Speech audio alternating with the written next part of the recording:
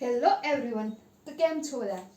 આજે આપણે સ્વાધ્યાય 3.1 એટલે કે ધોરણ 10માં ત્રિચળ સુરેખ સમીકરણ યુગ્મમાં આગળના વિડીયોમાં આપણે જોયું હતું સ્વાધ્યાય 3.1 નો પહેલો દાખલો, જે બધા આઈએમપી ક્વેશ્ચન હું સોલ્વ કરાવું છું. આજે આપણે જોઈશું સ્વાધ્યાય 3.1 નો બીજો દાખલો.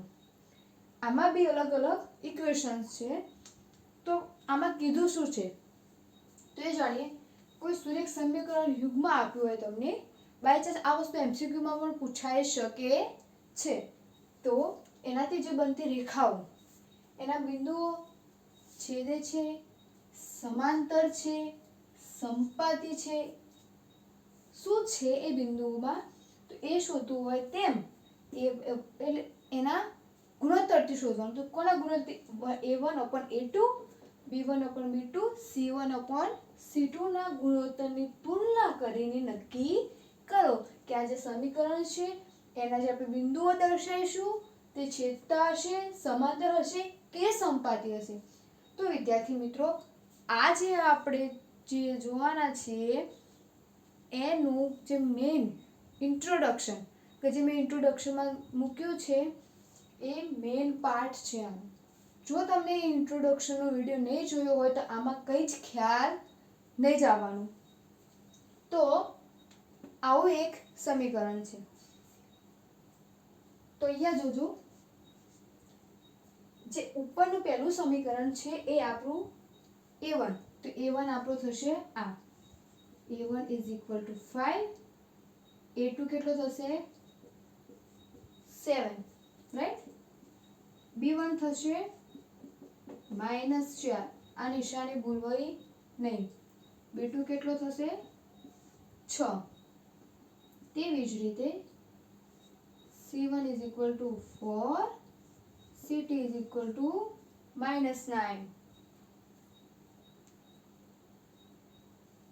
રાઈટ? હવે શું કરવાનું? તો આ ટાઈપનું ગુણોત્તર બનાવવાનું. તો આપણે બનાવીએ a1/a2. a1/a2 = 5/7. તેવી જ રીતે b1/b2. b1/b2 = -4/6. એટલે આમાં જે છેદ ઉડશે તો બીજું આપણે બનાવી શકીએ. -2/3. 3 દુ 6, 2 દુ 4. એટલે તમને આડું મળ્યું. તેવી જ રીતે c1/c2.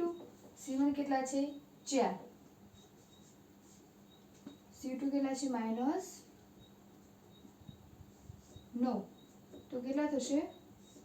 આનો કોઈ ભાગ પડશે નહીં. તો અહીંયા જોજો, a1/a2, b1/b2 અને c1/c2 દરેકના ગુણોત્તર કેવા છે? અલગ અલગ. એટલે કે અહીં a1/a2 does not equal to b1/b2. આ ટાઈપનું બને છે. તો આમાં શું હતું? આગળના વિડીયોમાં તમે જોયું હશે કે જો આ ટાઈપનું ઇક્વેશન બને, કોઈ બિંદુઓ સરખા ના હોય તો, એટલે કે a1/a2 ને b1/b2 નો ગુણોત્તર સરખો ના હોય તો આ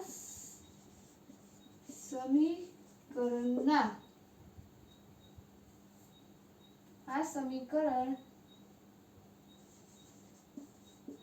એક બિંદુમાં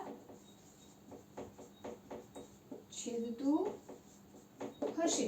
એટલે જો આવું સમીકરણ ઇક્વેશન મળે, એનો ગુણોત્તર આ ટાઈપનો મળે, તો એ ઇક્વેશનમાં છેદતી રેખાઓ તમને જોવા મળશે. તો આ રીતે તમે ઇઝીલી ક્વેશ્ચન સોલ્વ કરી શકો છો.